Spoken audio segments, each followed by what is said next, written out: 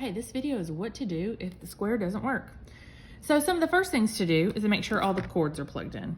This cord right here goes into a box under the desk, and it's also the same box that the barcode scanner is plugged into. Then that box is plugged into the power strip under the desk. You can make sure that all those are plugged in. If you need the code to the square, it is taped on a little piece of paper on the top of the glass case. If you need to shut it down because it's malfunctioning, you can hit this button right here for just a second and it'll show up and it'll say power off or restart. You'll hit, I think both of those both work, but be aware this process does take a few minutes. So if that doesn't work, then you can always hit this button right here and hold it down until everything completely goes off. Because sometimes it won't let you hit these buttons and then restart it up after that process, and usually that will fix any of the problems. However, that does take a hot minute.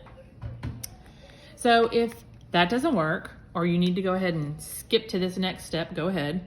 This is one of the tablets that is on top of the computer tower, just to the left of the desk on the floor, and it's just to the right of the glass case and that little triangle space. But so there is a tablet. There's two tablets. One's teal, one's blue leather. They both have square on them. I've added it to my to-do list to make sure that these are updated every month. I just went and updated both operating systems and both square apps and signed everything in, so they should work. But this works just like the regular square. It just has a couple more options. You might want to play with it beforehand. Sideways, it looks exactly like the square. I mean, it looks a little bit different. Up and down, it looks almost exactly like the regular square.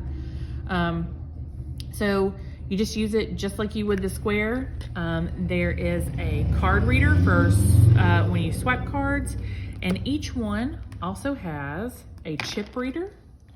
And they're numbered so you can tell which one goes to which one. Everything's plugged in right now just so it stays charged, and we try and keep everything plugged in so they stay charged. And if one doesn't work, you can always try the other one. Now, if all that fails, then there's your old-fashioned pen and paper. We have these sales order forms, and it's a receipt and a carbon paper and your copy of the receipt. You'll write everything out. If you look underneath it's on the clipboard, but it's on the bottom of the clipboard, there is a sales tax calculator laminated piece of paper that will show you what the tax is, so you do not have to do the math. So you'll write the tax in, total. This works for cash or check. If they absolutely positively have to charge it, they can always they can use the computer right here if you're comfortable with that, or they can go on their phone, whatever kind of screen they have available to them, and they can do an online order, and then it'll come to the email, and then you can do it that way. So if these do not work, you are more than welcome to call the office